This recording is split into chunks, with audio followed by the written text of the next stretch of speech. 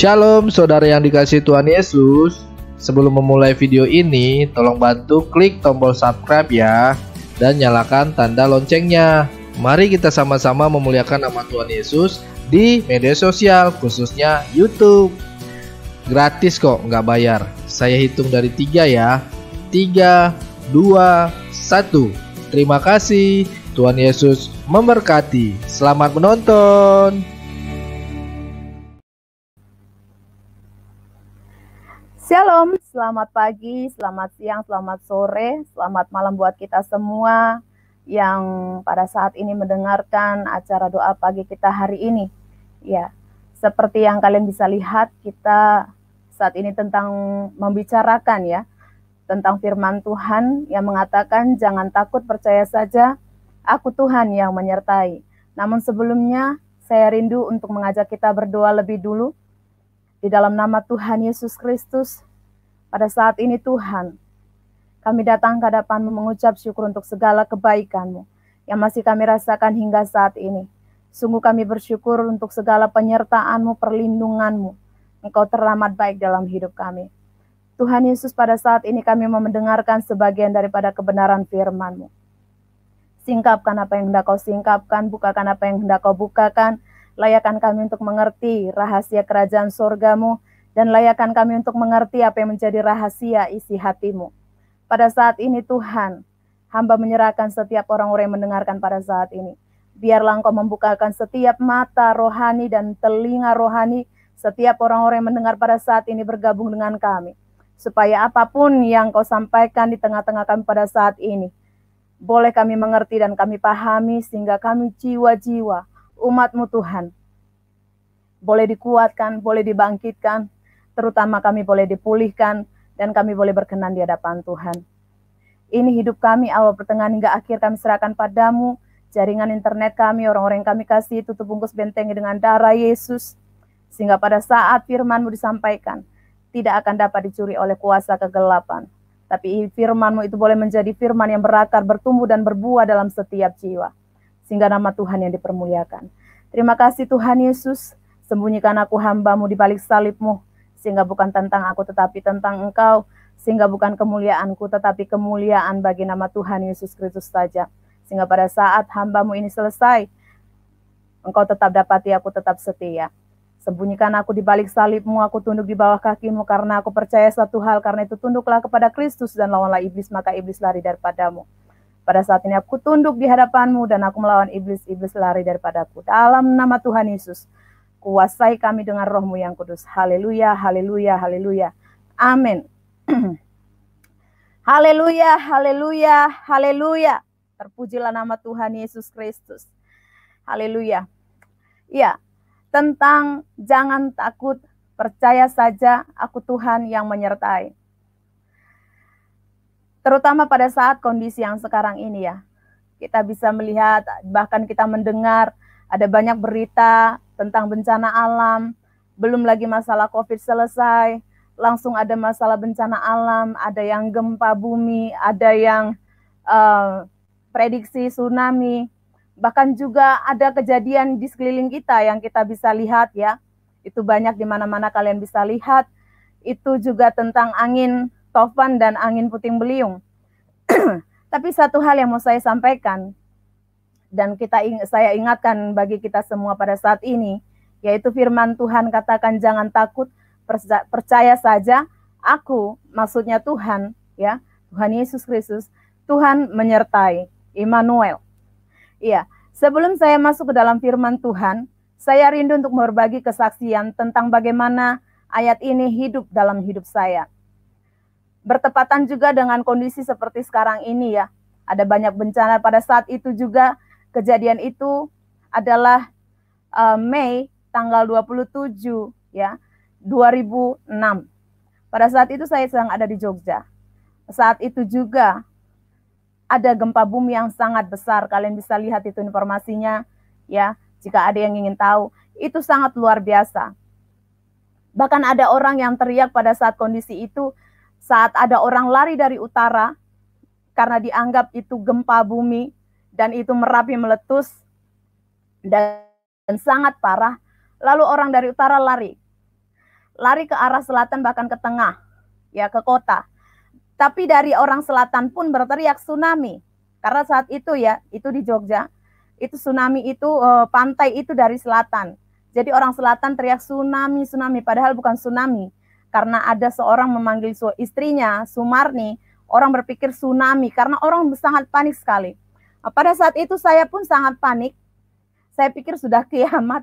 Saya cuma berdoa dalam hati, sambil saya berteriak, Tuhan Yesus selamatkanlah kami. Gitu saya teriakan. Tapi di saat kepanikan saya melihat sangat jelas sekali. Saya lari ke sana, lari kemari karena saya bingung. Saya tidak punya saudara. Bahkan adik saya ngekos di tempat yang lain di daerah dekat kampus ya, dekat UGM. Karena adik saya pada saat itu masih kuliah, ambil teknik industri dan saya teknik kimia. Sudah selesai. Nah singkatnya ya, pada saat orang bingung itu bahkan mendadak gila banyak. Tapi di situ saya mengalami perjumpaan dengan Tuhan, ya. Tangan saya dipegang, saya nggak tahu siapa, ya, pria, tapi saya nggak bisa menggambarkannya gitu. Tangan saya dipegang dengan tangan kanannya, lalu saya dikatakan gini, jangan takut, percaya saja, aku Tuhan yang menyertai. Lalu saya dibawa ke tempat tenang, seperti itu. Saya melihat ada orang lari ke sana sini, tapi saya tenang karena saya bersama yang saya lihat sosok pria itu, yaitu Tuhan Yesus itu. Nah, itu yang mau saya bagikan kepada kita semua. Dan itu firman Tuhan. Baru saya sadar, oh ternyata dia memang Tuhan. Jadi sama dengan kondisi yang sekarang ini yang mau saya sampaikan. Walau apapun yang terjadi di hadapan kita pada saat ini, kuncinya cuma satu. Ada Yesus nggak bersama kita. Karena jika Tuhan Yesus itu ada bersama dengan kita nggak akan takut apapun. Kita nggak akan ibaratnya peduli dengan masalah apapun. Di situ ya, kalau saya ingat-ingat lagi, saya sangat bersuka cita dan bersyukur. Kalau saya pikir, siapakah saya sampai Tuhan mau menunjukkan dirinya kepada saya. Saya orang yang berdosa, saya pada saat itu justru saya jatuh di dalam, ibaratnya di dalam iman saya. Ya, karena saya lebih sibuk dalam pekerjaan dibanding pelayanan. Saat itu saya sering untuk izin, untuk tidak pelayanan, karena lebih mementingkan pekerjaan. Tapi dalam satu hal titik itu saja pun, Tuhan itu mau menyatakan dirinya. Tinggal bagaimana kita bersuruh kepada Tuhan. Nah, sebelum kita masuk lebih lagi, itu ada firman Tuhan yang mengatakan, jangan takut. Berkali-kali sebenarnya Tuhan Yesus itu sudah mengatakan dalam firman-Nya, ya. Tuhan mengatakan dalam firman-Nya, jangan takut, jangan takut, jangan takut. Jangan khawatir, jangan khawatir, jangan khawatir. Jadi yang mau saya sampaikan adalah jika Tuhan berkali-kali mengatakan sesuatu hal, contohnya jangan takut, artinya Tuhan serius bahwa jangan takut, kita memang tidak perlu takut. Ya. Begitu juga tentang aku menyertaimu, Tuhan menyertai, Immanuel, itu banyak sekali itu. Firman Tuhan juga mengatakan, jangan takut, aku menyertai, itu juga banyak. Nah, jadi memang kita tidak boleh takut. Ya. Memang saya tahu, saya pun dulu mengalami prosesnya. Tapi itulah gunanya kita membaca firman Tuhan setiap hari. Firman Tuhan itu seperti kita makan tiap hari, karena itu adalah makanan rohani. Kita coba bayangkan, kita dalam sehari biasanya kita makan 3 kali sehari contohnya ya. Normalnya orang demikian, ya walaupun saya seringkali 1 sampai 2 kali karena saya doa puasa ya. Jadi itu saya 1 kali 1 hari. Kadang kalau tidak doa puasa ya 2 kali 1 hari. Tapi orang-orang normal misalnya yang biasanya makan 3 kali atau 2 kali sehari, lalu tiba-tiba tidak makan dalam 1 hari, atau cuma makan 1 kali 1 hari yang tadi biasanya makan 2 atau 3 kali, atau bahkan tidak makan dalam 2 hari. Apakah orang itu akan bertahan? Nah, tidak bisa. Karena di dalam Alkitab juga Tuhan juga mengatakan, firman Tuhan menuliskan, Injil itu adalah kekuatan Tuhan. Jadi kalau Injil itu adalah kekuatan Tuhan, kalau kita bayangkan, kalau misalnya kita membaca firman Tuhan setiap hari, firman itu hidup dalam kita. Alangkah kuatnya kita. Ya, alangkah kuatnya kita. Dan kalau roh kita kuat, otomatis daging kita kuat. Tapi kalau daging kita lemah, roh kita lemah. Karena dicatatkan juga, daging lemah roh penurut. Makanya kalau orang sakit, sangat sulit berdoa. Ya, sangat sulit berdoa, menyembah Tuhan sangat sulit. Karena bagaimana dia lemah secara daging, rohnya itu akan drop. Tapi kebalikannya, jika roh kita kuat, daging kita akan kuat. Makanya sangat penting bagi kita, seorang yang namanya Kristen, pengikut Kristus, kita hidup dalam firman Tuhan. Kita mengerti firman Tuhan. Bagaimana supaya kita kuat dan hidup dalam firman Tuhan? Kita baca firman Tuhan setiap hari. Nah, itu yang saya lakukan setiap hari. Saya tahu itu tidak instan. Itu sangat bayar harga. Ya. Tapi percayalah, seperti jika orang dunia saja bisa mengatakan Allah bisa karena biasa, maka itulah yang terjadi. Jika kita sudah terbiasa, maka kita pasti bisa. Seperti orang belajar naik sepeda. Ada kalanya dia jatuh. Ya, ada kalanya dia jatuh. Tapi tentang bagaimana dia belajar untuk bangkit lagi. Lalu berlatih lagi. Maka dia akan bisa. Demikianlah dalam perjalanan rohani sesungguhnya. Mungkin kita belajar dalam satu hari itu satu ayat itu terlalu sedikit bagi saya. Cobalah untuk satu pasal, satu hari. Rutin satu hari. Mungkin tidak langsung sekaligus. Misalnya pagi, 3 ayat. Siang 3 ayat. Misalnya dalam satu hari itu ada 15 ayat misalnya satu pasal itu. Bagilah 3. Mungkin 5 ayat. Atau ada 20 ayat dalam satu pasal itu. Bagilah 3 pagi, siang, sore. Itu awalnya gampang gitu ya. Nanti lama-lama terbiasa kok rasanya kurang tanpa kita sadari. Kok udah 3 pasal. Ya. Akhirnya kita merasa lapar. Dan juga kita akhirnya kuat. Roh kita kuat, dibangkitkan. Karena firman Tuhan itu hidup. Saya bisa katakan ini karena saya mengalaminya. Firman Tuhan itu hidup. Karena dalam setiap kondisi kita, firman itu seperti berbicara kepada kita. Alamilah itu. Nah, sebelum saya masuk lagi, kita buka di Ratapan. Ini hanya sekilas saja di Ratapan 3 ya.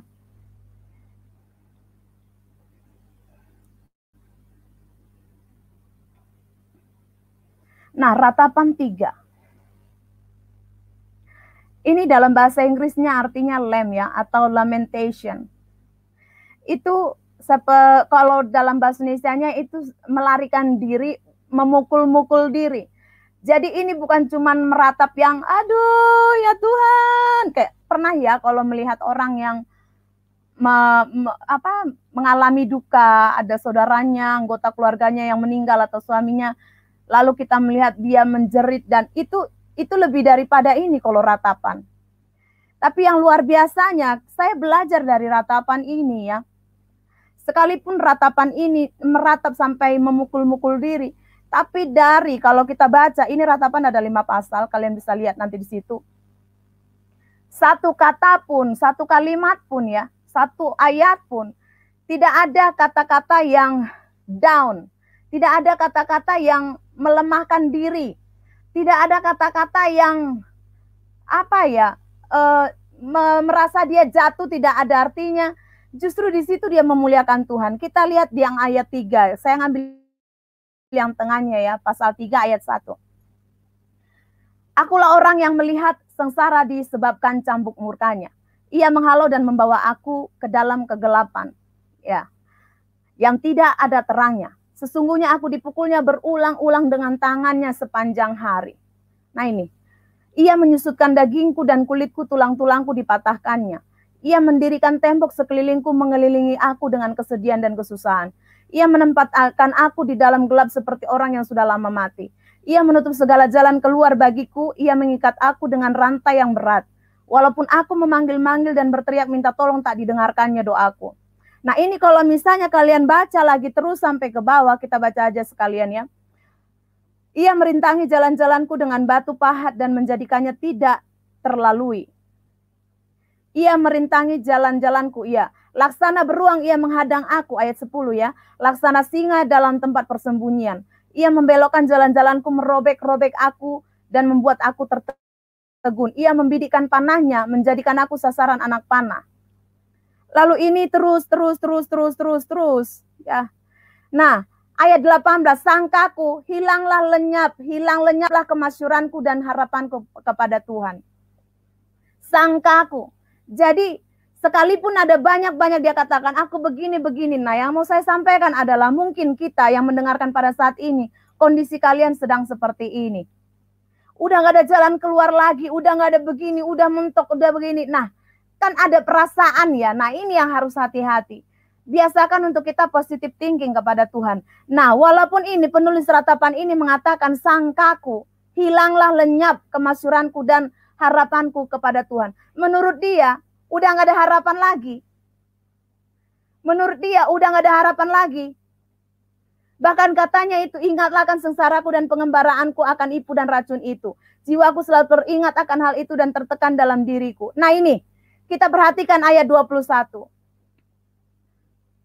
Ayat 21 ini luar biasa. Sekalipun dia merasa, berpikir bahwa tidak ada harapan, udah habis, udah kayak orang minum racun, udah memang artinya udah mati gitu, nggak ada lagi. Tanda-tanda kehidupan itu nggak ada. Tapi dia katakan ini yang luar biasa dan harus kita ingat. Tetapi hal-hal inilah yang kuperhatikan. Oleh sebab itu aku akan berharap.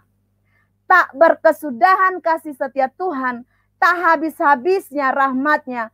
Selalu baru tiap pagi. Besar kesetiaanmu. Nah puji Tuhan, ini waktu kita Indonesia pagi ya. Dan ini kita doa pagi. Inilah dia. Inilah dia yang harus kita ingat.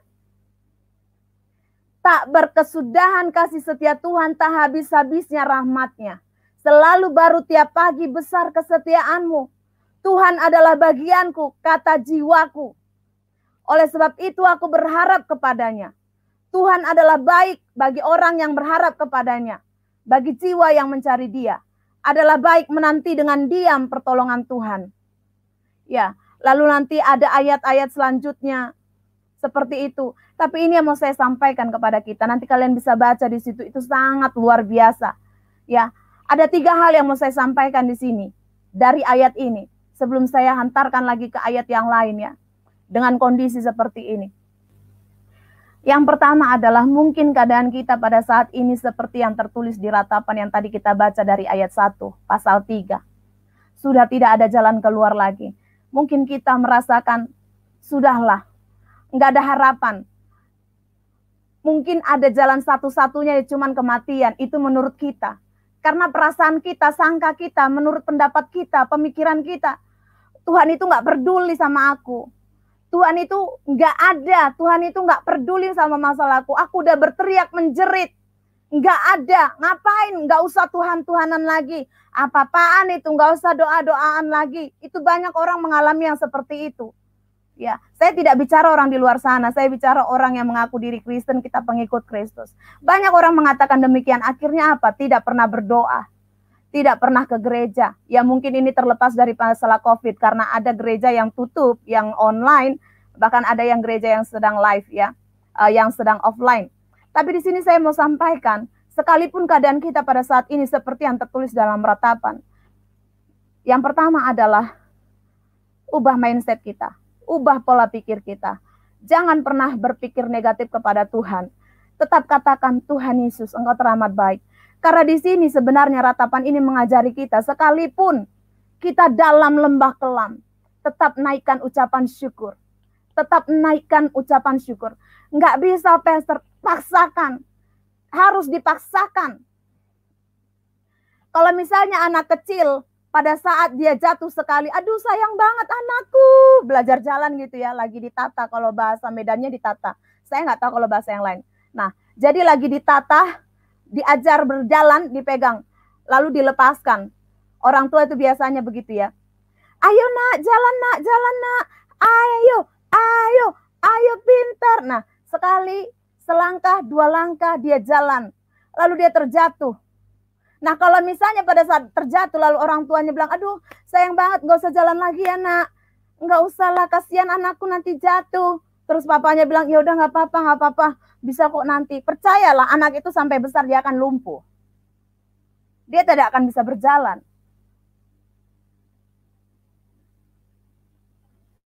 Tetapi saat misalnya dia sudah jatuh, lalu dicoba lagi, gak apa-apa nak, anak pintar.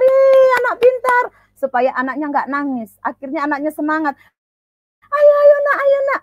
Padahal udah mau dekat tuh. Biasanya orang tua suka iseng ya, mundur lagi dia selangkah lagi supaya anaknya bisa melangkah lebih jauh.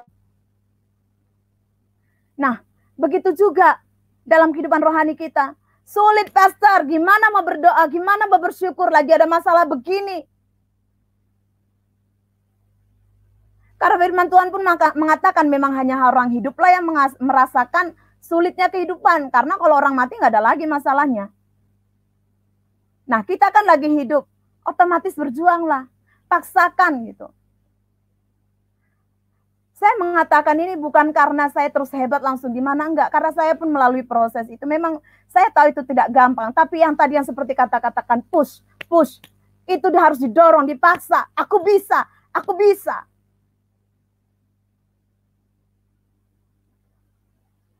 Makanya harus bisa. Nah, itu yang poin pertama. Yang tadi saya katakan. Mungkin kondisi kita memang sudah tidak ada jalan keluar. Entah itu masalah keuangan, bisnis, usaha, pekerjaan, mungkin ada yang kehilangan pekerjaan.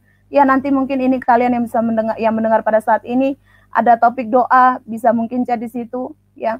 Nanti akan saya doakan, kita sama-sama berdoa. Nah, sekalipun seperti itu, kita harus paksakan diri kita untuk kita tetap mengucap syukur kepada Tuhan. Jangan pernah negatif thinking kepada Tuhan. Percaya bahwa dalam hal yang buruk sekalipun, Tuhan ada bagi kita. Tuhan itu menyediakan jalan keluar. Kalau ada lagu, God will make a way where there seems to be no way. He makes a way we cannot see. He will make a way for me. Itu perkataan iman. God will make a way. Tuhan akan membuat jalan. Kalau dalam bahasa Indonesianya lagunya itu dia buka jalan. Padahal sebenarnya bukan buka jalan. Tapi Tuhan buat jalan. God will make a way where there seems to be no way. Tuhan akan membuat jalan saat tidak ada jalan. Itulah makanya iman di atas kemustahilan. Enaknya jadi orang Kristen itu begitu. Tuhan kita sanggup membuat jalan saat jalan semuanya tidak ada. Kelihatannya tidak ada. Sekalipun tidak ada, Tuhan sanggup buat jalan. Itulah Tuhan kita. Nah, itu poin yang pertama. Mengucap syukur dalam segala hal, sekalipun dalam kesesakan, sekalipun tidak ada harapan, tetap bersyukur. Dan yang kedua, jangan pernah negatif thinking sama Tuhan. Sama seperti kalau kita sama orang tua kita. Saat kita masih kecil. Jangan main pisau nakku, nanti kena potong tangannya. Nah, kalau anak yang tidak pernah negatif thinking sama orang tuanya, dia tidak akan berpikir gini, kenapa ya ke orang tuaku nggak ngasih pisau? Benci kali orang tuaku sama aku, masa pegang pisau aja nggak bisa? Itu kalau orang yang suka negatif thinking kepada orang tuanya. Tapi kalau orang tuanya, kalau anak yang tahu bahwa orang tuanya itu tahu yang terbaik bagi dia, dia akan bersyukur, oh iya supaya enggak kepotong tanganku, aku sayang banget sama orang tuaku, ternyata orang tuaku sayang sama aku. Seperti itu. Karena di ratapan tadi juga dikatakan demikian. Sangkanya, ya sangkaku. Bahkan dia ingatlah akan kesengsaraanku, pengembaraanku, dan ibu akan racun itu dan racun itu. Jiwaku selalu teringat akan hal itu dan tertekan dalam diriku. Tetapi, dia ingat-ingat. Makanya ingat-ingat. Sekalipun kita ingat masa sukar kita, tapi jangan lupa ingat bagaimana kebaikan Tuhan memampukan kita dalam menyelesaikan segalanya. Lalu katakan, jika Tuhan sanggup tolong saya waktu itu, saat ini pun Tuhan pasti tolong saya. Dan harus kita imani, tidak berkesudahan kasih setia Tuhan, tak habis-habisnya rambannya. Selalu baru tiap pagi besar kesetiaan. Makanya di sini pun saya ajak kepada kita semua. Kalau bangun pagi, ya, saya pun belajar. Dulu saya kalau bangun pagi, yang saya lihat handphone. Siapa ya WA ya, balas-balasan, ngobrol, aduh gimana, lihat status, pasang status. Tapi kita mau belajar, setiap kita bangun pagi, kita katakan, terima kasih Tuhan Yesus. Aku bangun dalam keadaan sehat, terima kasih. Lalu ambil saat teduh, posisi doa. Mungkin nggak harus 1 jam, tapi kalau kita bertahan bisa 1 jam sekaligus. Tapi awali dulu 15 menit, mengucap syukur, terima kasih, ingat kebaikan Tuhan. Lalu menyerahkan, bukan langsung, Tuhan aku mau lakukan ini. Waduh, Tuhan itu udah kayak asisten aja. Itu yang tanpa kita sadari, kita orang Kristen sering melakukan begitu. Tuhan aku nanti mau kerja, pokoknya berkati, ini keluargaku, Tuhan yang begini. Semuanya aku. Itu sedih loh kalau yang jadi Tuhan. Kapan waktunya untuk kita? Coba kita senangkan Tuhan. Karena saat kita senangkan Tuhan, percayalah, kayak orang lagi jatuh cinta. Misalnya ada kita lagi PDKT sama orang. Kita pasti bilang gini, kalau yang perempuan ini ya, saya ceritakan yang perempuan. Laki-laki pun pasti merasa ya, mengerti. Misalnya perempuan lagi ada yang orang PDKT sama dia. Kita tahu nih dia lagi PDKT, dia sayang sama kita. Dan kita bilang, kamu ganteng banget sih. Kamu baik banget deh. Nggak ada yang kayak kamu. Pokoknya kamu yang terbaik. Kamu yang paling ngerti aku. Itu, orang yang seperti itu. Yang cowoknya pun pasti akan, oh ya, dia akan berbunga-bunga. Lalu nanti kalau jalan, kamu mau beli apa? Bahkan kalau misalnya kita nggak lagi jalan, dia akan belikan kita sesuatu bagaimana menyenangkan kita. Itu yang manusia loh. Apalagi kalau Tuhan. Kalau kita tahu saja mengambil hati Tuhan, kita tahu menyenangkan dia, kita pujikan dia dari pagi. Percayalah, satu hari itu enak banget. Misalnya, Tuhan terima kasih untuk hari ini kau teramat baik, ajaib engkau Tuhan. Jangan langsung masalah kita. Karena tanpa kita omongkan pun Tuhan sudah tahu masalah kita. Cuman bagaimana kita senangkan itu dulu gitu loh. Tuhan yang akan selesaikan bagi kita. Percayalah, saya sudah buktikan. Makanya saya sampaikan. Nah itu, terima kasih Tuhan. Haleluya, ajaib engkau. Aku percaya kau Tuhan yang perkasa. Engkau tempat perlindunganku. Hidupku milikmu, kuserahkan hidupku dalam tanganmu. Jadilah padaku sesuai kehendak rencanamu. Semuanya kuserahkan padamu, keluargaku, orang-orangku. Sebutin begitu. Dalam nama Yesus, kau bersamaku sepanjang hari ini. Pimpin langkahku, jagai aku. Nah, udah dalam nama Tuhan Yesus. Haleluya, amin. Udah, nggak usah bicarakan masalah. Puji Tuhan, itu nanti selesai. Nah, kalau udah begitu, nanti Tuhan akan ingat. Akan tahu, anakku ini paling menyukakan hatiku, ini menyenangkanku. Ada masalah kita diselesaikannya. Kita tanpa kita sadar, itu semua selesai. Itulah kalau enaknya berjalan bersama Tuhan. Nah, yang itu yang kedua. Lalu kita masuk ke hakim-hakim. Tentang bagaimana Tuhan mengatakan jangan takut, percaya saja. Sebenarnya simpel dalam hidup kekristenan ini. Ya, kita hanya butuh jangan takut, percaya saja. Karena kita percaya Tuhan kita menyertai. Nah, itu kita baca dari Hakim-Hakim ayat ke-13 sampai ke-16 ya. Kalau kalian lihat itu di judulnya tentang Gideon diangkat menjadi hakim.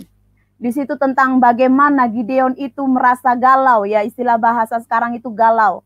Dia khawatir, dia ketakutan karena mereka itu akan berperang melawan orang Midian. Dan apa yang dia lakukan pada saat dia ketakutan, dia mencari Tuhan. Nah, saya tidak menyuruh kita semua untuk mencari Tuhan pada saat ketakutan. Karena kalau kita hanya mencari Tuhan pada saat ketakutan, percayalah, kita akan setiap hari akan mengalami ketakutan. Karena Tuhan itu sangat ingin kita datang kepadanya dan mencari Dia. Dan kita tentu saja tidak mau kan, kalau ketakutan dijadikan menjadi alasan kita mencari Tuhan. Ya.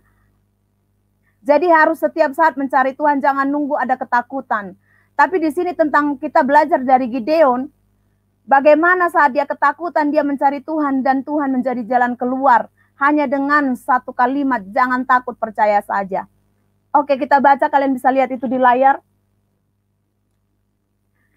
Kita baca dari ayat ke-13. Nanti kalian bisa baca sendiri dari ayat 1 ya, tentang bagaimana cerita itu. Nah, ini, jawab Gideon kepadanya, Tuanku, jika Tuhan menyertai kami, Mengapa semua ini menimpa kami?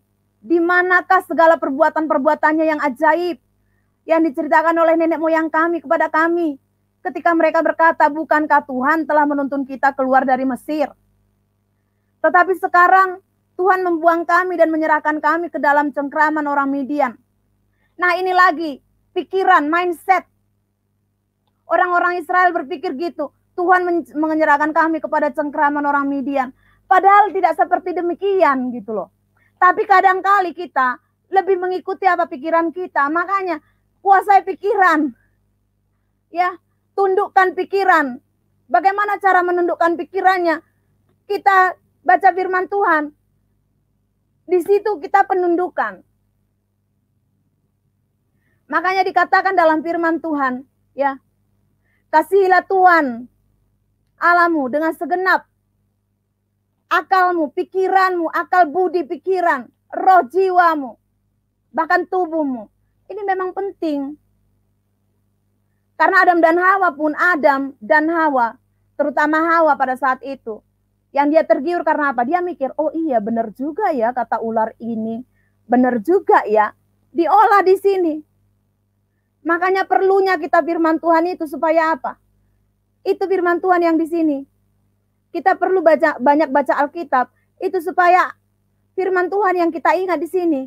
Nah, saat otak kita, pikiran kita penuh dengan firman Tuhan, enggak ada lagi celah bagi setan untuk memanipulasi, menipu kita. Tentang begini, Tuhan itu begini sama kamu. Oke, kita lanjutkan. Ini menurut orang Israel. Di manakah segala perbuatan-perbuatannya yang ajaib yang diceritakan oleh nenek moyang kami kepada kami ketika mereka berkata, bukankah Tuhan telah menuntun kita keluar dari Mesir? Tetapi sekarang Tuhan membuang kami dan menyerahkan kami ke dalam cengkraman orang Midian. Nah ini, ayat ke-14, lalu berpalinglah Tuhan kepadanya dan berfirman, pergilah dengan kekuatanmu ini dan selamatkanlah orang Israel dari cengkraman orang Midian. Bukankah aku mengutus engkau, katanya, kepada Gideon. Tetapi jawab Gideon, Tuhanku, dengan apakah akan kuselamatkan orang Israel? Ketahuilah, kaumku adalah yang paling kecil di antara suku Manasye, dan aku pun seorang yang paling muda di antara kaum keluargaku. Berfirmanlah Tuhan kepadanya, tetapi akulah yang menyertai engkau. Sebab itu, engkau akan memukul kalah orang Midian itu sampai habis. Jika kita baca lagi sekaligus, akhirnya kemenangan milik Gideon dan orang Israel. Nah, di sini yang perlu kita pelajari juga adalah saat kita datang kepada Tuhan, harus datang kerendahan hati supaya Tuhan bertindak. Dia bilang, Tuhan, kami orang cuman kaum kecil, bahkan aku pun sangat muda. Kalau sebatas itu tidak masalah kita dengan kerendahan hati, tapi bukan berarti aku nggak bisa apa-apa, bukan, itu beda ya. Tapi saat mengatakan, Tuhan inilah aku, pakailah aku. Tuhan inilah aku nggak bisa, aku butuh pertolonganmu. Saat begitu kita merendahkan hati. Jadi Tuhan itu yang menyatakan dirinya. Tapi kalau kita datang dengan kesombongan kita, aku bisa kok, apa begini. Itu Tuhan nggak akan melakukan apapun, tidak akan bertindak apapun. Karena Tuhan akan merasa kita bisa, ya sudah, kau bisa, kau kerjakan aja sendiri. Jadi percuma. Jadi jangan heran kalau misalnya kok doanya nggak dijawab ya. Makanya kita belajar bagaimana cara berdoa. Perlu kerendahan hati.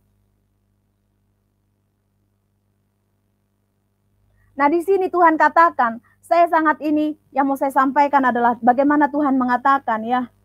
Tetapi akulah, ayat 16, berfirmanlah Tuhan kepadanya, tetapi akulah yang menyertai engkau. Sebab itu engkau akan memukul kalah orang Midian itu sampai habis. Ini masalah Gideon adalah tentang orang Midian. Lalu yang mau saya katakan adalah apa yang menjadi masalah kita pada hari ini. Percaya, sebagaimana Tuhan katakan, aku menyertaimu. Akulah yang menyertai engkau. Maka imani itu, Tuhan yang menyertai kita. Dan kalau Tuhan menyertai kita, kemenangan pasti milik kita. Kita bukan cuma jadi orang pemenang, karena Tuhan katakan kita lebih daripada pemenang.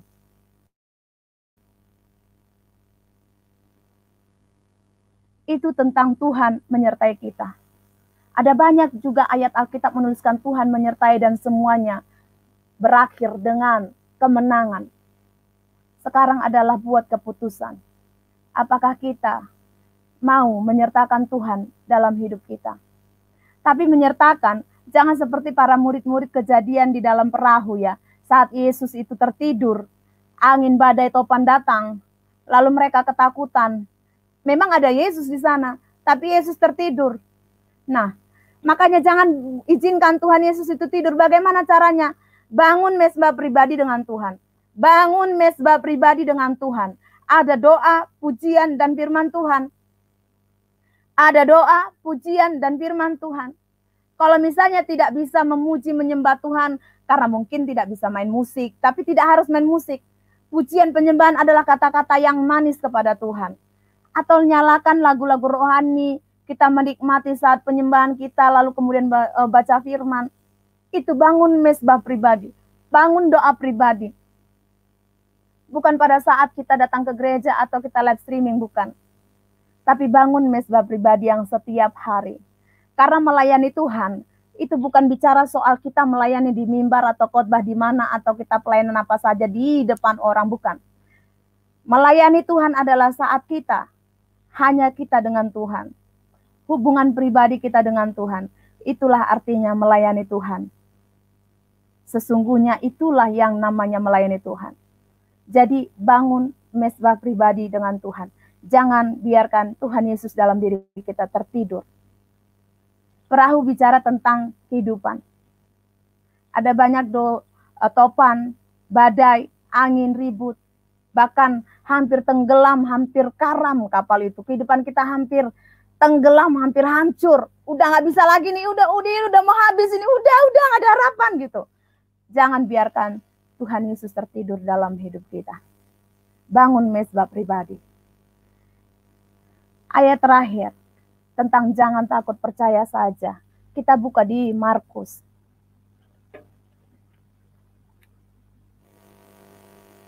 Markus 5.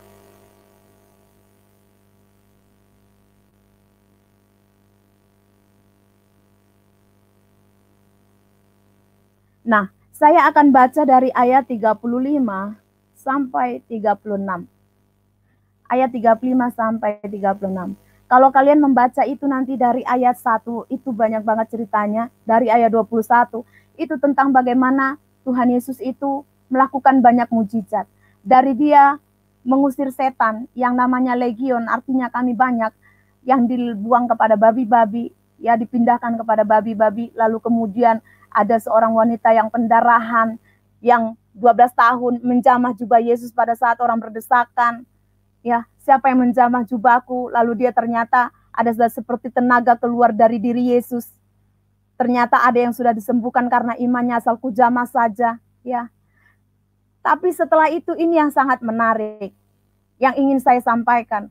Tentang jangan takut, percaya saja, aku Tuhan yang menyertai. Dari ayat 35 sampai 36. Jadi pada proses itu, kejadian itu, jadi ada kepala ibadat yang mengikuti Yesus pada saat itu.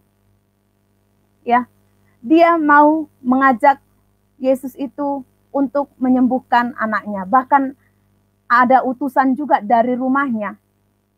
Ya, dia ingin anaknya itu disembuhkan, anak perempuannya. Tetapi ada utusan dari rumahnya mengirimkan kepada dia, mengatakan kepada dia, udah nggak usah repot-repot lagi, nggak usah susahkan Yesus lagi untuk datang. Anakmu sudah mati. Anakmu sudah mati.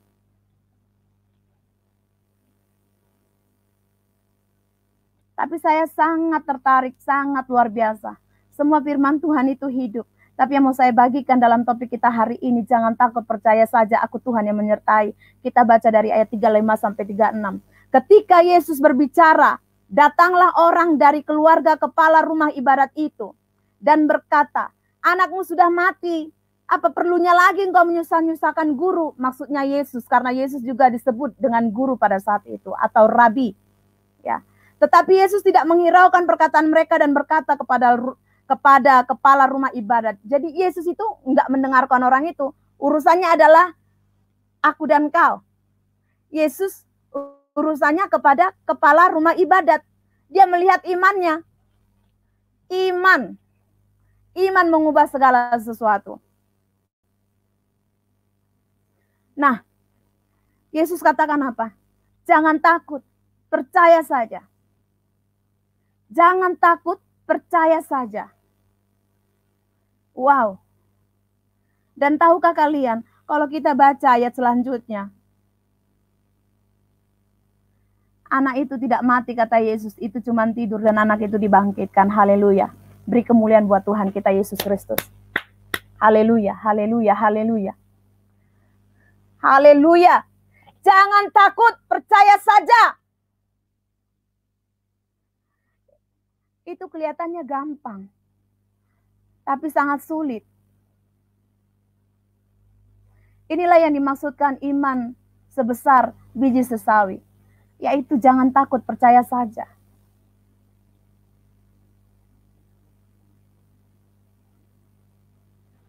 Tuhan itu hanya minta kita yang ketiga itu. Jangan takut, percaya saja. Aku Tuhan yang menyertai. Apa yang dalam hidup kita yang sudah mati? Seperti yang ayat kita baru baca ini. Anak perempuan itu sudah mati. Tapi Tuhan katakan, dia tidak mati, dia hanya tertidur. Ini juga mengajari kepada kita, supaya setiap apapun yang menjadi masalah bagi kita, jangan langsung kita bilang, udah mati, udah nggak bisa lagi nih. Udah nggak bisa, udah habis harapan, udah nggak bisa, udah lewat, udah putus. Jangan, tapi katakan, ini cuma tidur. Pasti bangun, dalam nama Yesus bangkit. Bangkit.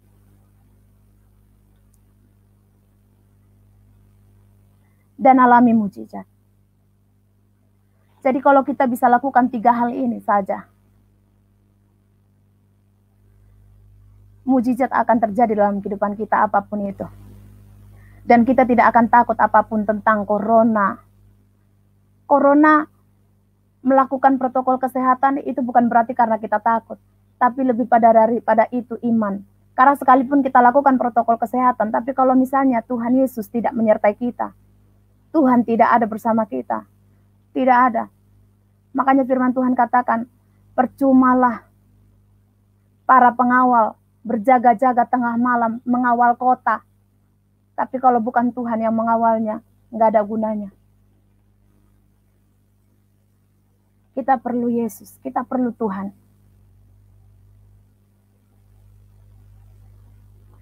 Menjadi orang Kristen itu nggak gampang.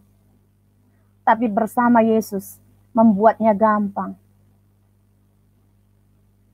Jadi yang mau saya sampaikan adalah yang pertama tadi dari firman Tuhan yang kita dengar pada hari ini. Yaitu yang pertama, apapun keadaan kita pada saat ini, tidak ada harapan, sudah mati, tidak ada jalan keluar, bahkan merasa tidak ada lagi harapan. Paksakan diri kita untuk mengucap syukur kepada Tuhan. Buang pikiran-pikiran yang negatif kepada Tuhan.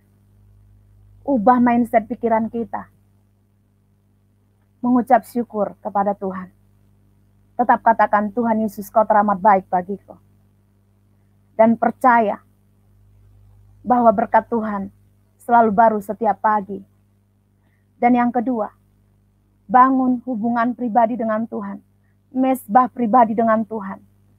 Hiduplah sesuai firman Tuhan. Baca Alkitab karena Injil adalah kekuatan Tuhan. Yang ketiga, percaya. Hanya percaya. Jangan takut, percaya saja. Aku Tuhan yang menyertai. Tanamkan itu pada diri kita. Jika kita itu selalu kita tanamkan dalam diri kita, percayalah. Kita akan kuat dan akan percaya. Ya, aku tidak sendirian. Yesus bersamaku. Aku bisa karena Tuhan menyertaiku. Dalam hal apapun itu. Dan percayalah, lihatlah. Maka mujizat Tuhan akan nyata dalam hidup kita. Ini firman Tuhan yang mau saya sampaikan. Jangan takut, percaya saja. Aku, kata Tuhan, Tuhan menyertai. Haleluya. Ada yang ingin minta didoakan? Kalau begitu kita tutup saja. Haleluya. Terima kasih Tuhan Yesus untuk segala firman-Mu yang kami dengarkan pada saat ini. Taruhkan iman di dalam setiap hati kami. Dalam nama Tuhan Yesus, mulai saat ini kami putuskan, kami nyatakan, bersama Yesus kami bisa. Kami percaya Engkau menyertai kami. Dan kami lebih dari pemenang. Ubah setiap pola pikir kami, umat-Mu, anak-anak-Mu. Ubah setiap mindset kami Tuhan, cara berpikir kami. Tetap kami katakan, sekalipun tidak ada jalan, Yesus Tuhan sanggup membuat jalan. Tidak ada yang bisa menutup jalan yang sudah Tuhan tutup. Dan tidak ada yang bisa membuka jalan yang Tuhan sudah tutup. Dan tidak ada yang bisa menutup jalan yang sudah Tuhan buka. Kami percaya berkat-Mu tercurah atas umat-Mu pada saat ini. Tidak ada lagi ketakutan. Tidak ada lagi kekhawatiran. Tidak ada lagi putus asa. Tidak ada lagi yang merasa pusing ataupun stres atau depresi karena melihat masalah, bencana alam sekitar. Karena kami tahu Tuhan, sekalipun itu boleh terjadi, Tuhan izinkan itu terjadi, itu semua mendatangkan kebaikan bagi kami. Karena kami tahu Tuhan turut bekerja dalam segala hal untuk mendatangkan kebaikan bagi kami. Terima kasih Tuhan Yesus, berkati umat-Mu yang mendengar pada saat ini. Diberkati apapun yang menjadi pekerjaan dan usaha mereka. Diberkati keluarganya.